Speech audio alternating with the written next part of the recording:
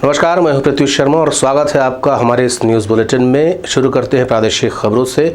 मुख्यमंत्री की अध्यक्षता में यूनिफाइड कमांडो की बैठक रखी गई थी, जिसमें नक्सल प्रभावित क्षेत्रों में किस तरीके से काम किया जा रहा है इसकी समीक्षा की गई। साथ ही साथ यहां पर हो रहे विकास कार्यों के बारे में भी जानकारियां एकत्र की गई। हम आपको बता दें, नक्सल प्रभावित क्षेत्रों में आंगनबाड़ी जैसी संस्थाएं काम तक नहीं कर पा रही थीं। इसके अलावा राशन कार्ड को लेकर के भी समस्या बनी हुई थी, लेकिन अब ये दोनों ही काम बड़ी तेज़ी से हो रहे हैं। इसके अलावा सड़क निर्माण का कार्य भी तेज गति से हो रहा है। बैठक में आने वाली विभागीय समस्याओं के बारे में भी चर्चा की गई और ये बात भी सामने आई है कि पैरामिलिट्री और पुलिस में तालमेल पहले की तुलना में अब ज़्यादा बेहतर है। यूनिफाइड कमांड की बैठक हुई, जिसमें केंद्रीय गृह विभाग के सचिव भी आए थे और हमारे जितने भी यहाँ के मुख्य सचिव, डीजी सहित सारे जितने भी पैरामिलिट्री फोर्स यहाँ हैं, तो सीआरपीएफ के डीजी और सारे अधिकारी उपस्थित थे और अन्य विभाग के अधिकारी भी उपस्थित थे। हमारे गृह मंत्री विशेष रूप से उपस्थित थे।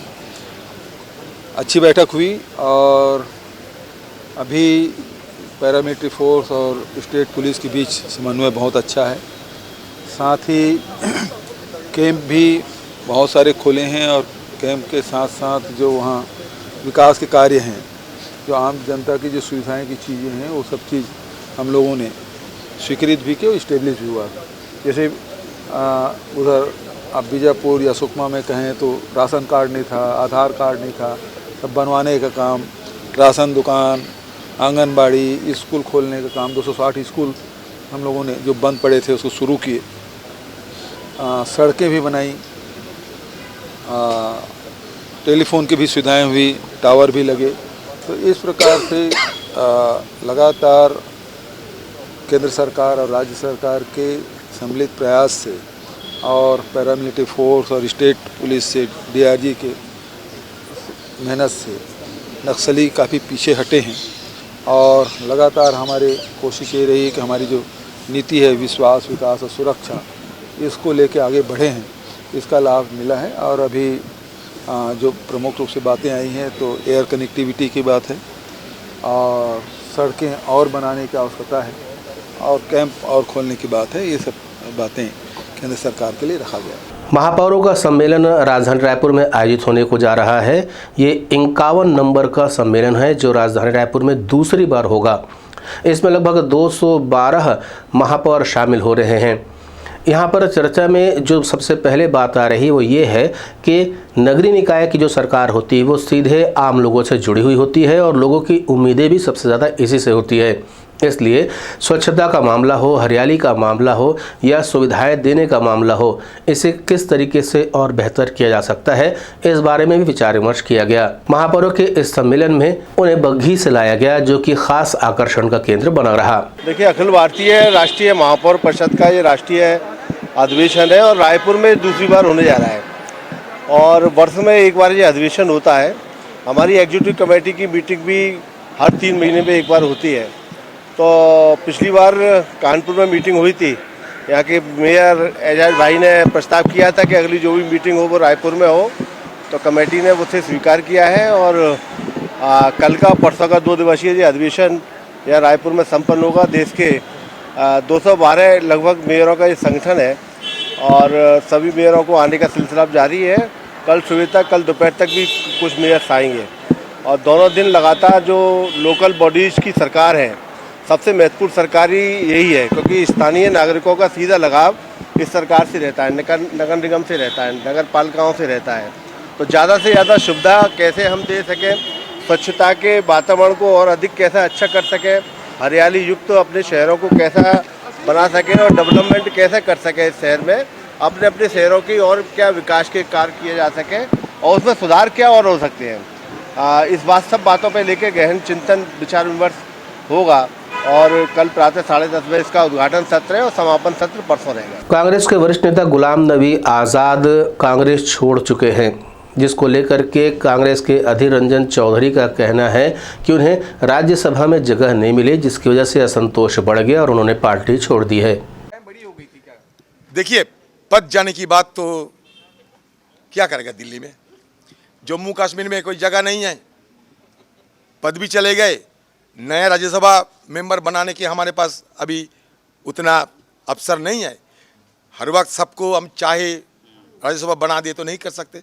राज्यसभा पद अगर दे देते तो मान जाते, राज्यसभा पद नहीं मिले तो उनको गुस्सा आ गए, तो गुलाम जी की गुस्सा पार्टी छोड़ने की मनसा में बदल गए। मुख्यमंत्री निवास में पोला पर्व मनाया गया, जिसमें प्रदेश भर से महिलाओं को आमंत्रित किया गया था, जिसमें महिलाओं ने यहां पर अपने पारंपरिक खेलों को खेला है।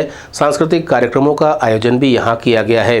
इसके अलावा दिल्ली से भी कई महिलाओं को आमंत्रित किया गया था। यहां पर पूरे पर्व को मनाने के बाद महिलाओं को साड़ी देकर के विदा किया गया है। आयोजन के संबंध में पूर्व राज्यसभा सांसद छाया वर्मा ने भी जानकारी दी। जब से छत्तीसगढ़िया मुख्यमंत्री भूपेश बघेल जी बने हैं, तब से न केवल पोला त्योहार बल्कि हर त्योहार, हर छत्तीसगढ़ी त्योहार को बहुत उत्साह के साथ मनाया जाता है। आज हमारे मुख्यमंत्री, क्योंकि किसान के बेटा मुख्यमंत्री है, पूरे छत्तीसगढ़ की महिलाओं को उन्होंने पोला में अपने घर में आवाहन किया है और बस्तर से लेकर सरगुजा से लेकर पूरे छत्तीसगढ़ से सभी क्षेत्र से महिलाएं आई हुई हैं और यहाँ पर बहुत खुशी से उत्साह और नृत्य कर रही हैं और उमंग के साथ अपना तीजा का त्योहार का साड़ी लेके यहाँ से जाएंगी। ये हम सब के लिए बहुत गौरव की बात है। दिल्ली से भी बहुत लोग आए हैं इस कार्यक्रम में शामिल हुए हैं, क्या कहेंगे उसको लेकर? दिल्ली से भी बहुत लोग आए हैं, हल्का लांबा जी आई हैं। ये तो हमारे मुखिया का प्रेम है कि वो दिल्ली की भी महिलाओं को बुलाती है। जो सांसद हैं, जो प्रवक्ता है, उन्हें हर साल बुलाती हैं और वो लोग आते हैं और खुशी खुशी त्योहार में शरीक होते हैं। 23 अगस्त को ग्राहक सेवा केंद्र में घुस करके यहां के संचालक के हथौड़े से मार के घायल करने के बाद 40,000 रुपये की लूट का कार्य हुआ था, जिस पर अभिषेक यादव नामक एक लड़के को गिरफ्तार किया है, जो कि बलौदा बाजार के ग्राम सोहेला का रहने वाला बताया जाता है।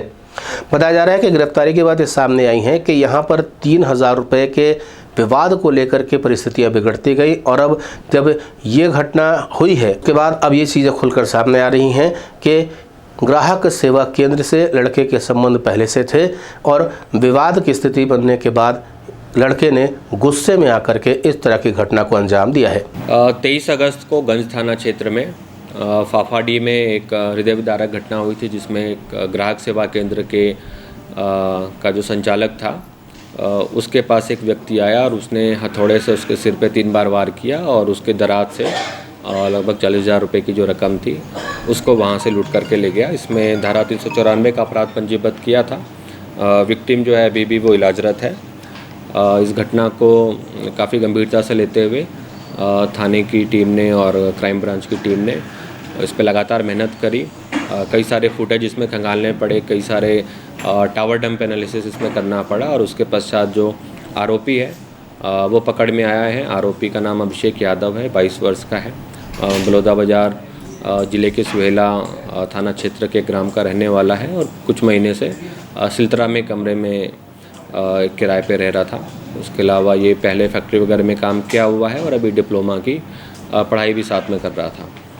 तो इसने जो घटना किया है, घटना के पश्चात इसको गिरफ्तार किया गया। इससे पूछताछ में इसने बताया कि ग्राहक सेवा केंद्र में कुछ 3,000 रुपये के ट्रांजैक्शन को लेकर के इसकी बहस हुई थी लगभग 1 महीने पहले और 1-2 बार और भी ग्राहक सेवा केंद्र गया और इनका जो आपस का विवाद था वो रिजॉल्व नहीं हुआ था। उसी गुस्से में ये घटना करना आरोपी ने बताया है। अभनपुर में हुई 10 अगस्त के लूट की घटना के आरोपी शंकर दास मानिकपुरी को बिलासपुर से गिरफ्तार कर पुलिस ने एक नया मुकाम खड़ा किया है। हम आपको बता दें कि मोबाइल, बाइक और कुछ नकदी यहां से आरोपी के पास से लूट लिए गए थे और इसके साथ में 2 अन्य आरोपी भी थे। पुलिस का कहना है कि कोई बहुत बड़ा गिरोह नहीं है, लेकिन ये 3-4 युवकों का गिरोह था जिसे पुलिस ने धर दबोचा है। अभनपुर थाना क्षेत्र में 10 अगस्त को एक लूट की घटना हुई थी, जिसमें प्रार्थी को 3 लुटेरों ने सड़क के पास रोका और उसके बाद उसे मारपीट करी। उसका मोबाइल और कुछ नकदी रकम और उसकी बाइक ये लूट करके लेकर के चले गए थे।